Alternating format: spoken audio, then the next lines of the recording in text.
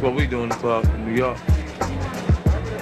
In the South, they be like, "You on my level, you on my level." They be wilding, yo. This is different, yo.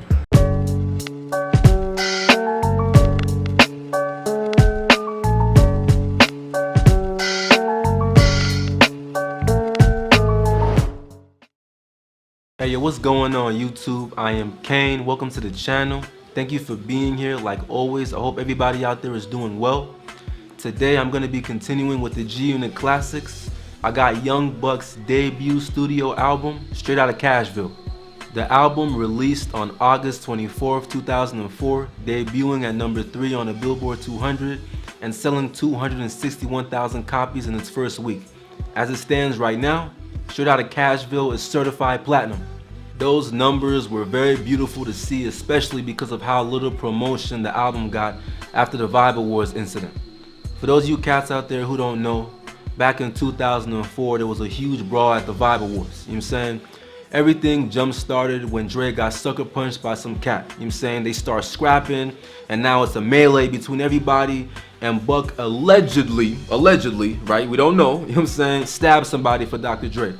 Buck got arrested, but eventually the charges were dropped.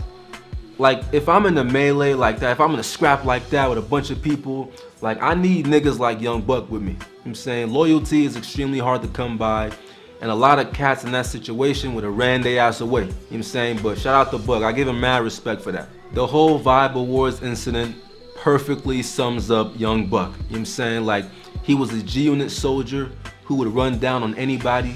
He represents Cashville, Tennessee to the fullest. You know what I'm saying? He was putting in work in Tennessee since he was a young buck, literally, you know what I'm saying? And he's making his own rules now in his rap game. This album had such a dope, gritty, southern, and soulful feel to it. His energy and his charisma was out of this world. You know what I'm saying? You feel it on the album when you're listening to it. You know what I'm saying? And he knows how to bar out as well.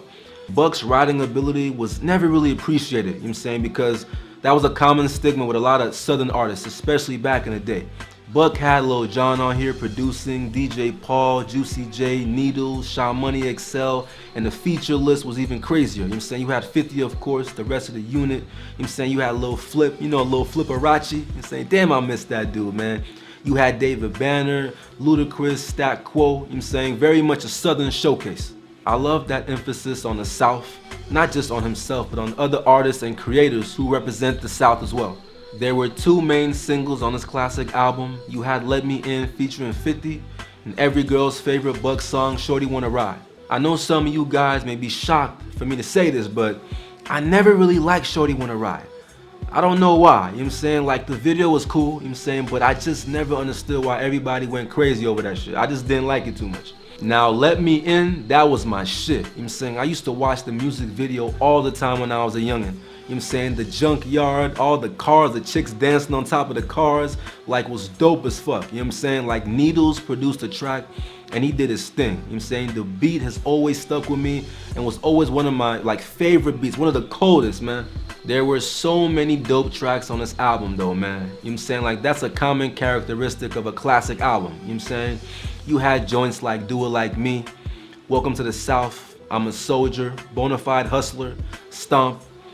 But my favorite track on this album was Prices on My Head featuring Lloyd Banks. You know what I'm saying? These niggas on me dead, you know what I'm saying? I love that joint so much, man. Everything that Buck said on that song was just so real to me. I tried my hardest to move in that way, sticking to a certain moral code and really watching myself and saying how I move the people I got around me and giving people that same energy that I want them to give me. If you haven't listened to that song, please go listen to it along with the entire album. Buck does the South a lot of justice. This entire album is always gonna get played by me because it's a classic, and I don't care that it's 2022, I'ma still bump it. You know what I'm saying? It was a huge part of me when I was coming up. I love hip hop, you know what I'm saying? Wherever you from, you got something to say, you nice at it, you different, I'ma always show love. Nowadays, you look at all these artists that come from the South, you know what I'm saying, Tennessee especially. You already had cats like 3 6 Mafia, 8 Ball, and MJG, but after that whole wave, Buck definitely was a huge factor in building up Tennessee again. It's kind of the same thing that went on with Game, with how he resurrected the West Coast. I feel it's extremely important to give cats that I love their flowers, you know what I'm saying, before it's too late. I don't care what goes on with him and 50 or G Unit or whatever, it doesn't negate all of the dope ass moments that he was a part of, you know what I'm saying, with the unit and what he means to Cashville, Tennessee. I want to thank you guys so much for watching the video. Make sure you like, get in the comment section, and let me know your thoughts. Subscribe to the channel. Follow me on Instagram at I'm Hurrikane Isaac95. I'm gone.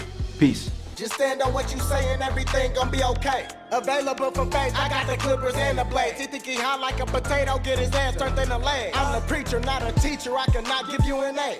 People think we deacons, how we gathered up for grace. If you my 10-year nigga, get a seat and grab a plate. We ain't shrimp, lobster, and steak just for them days we couldn't pay.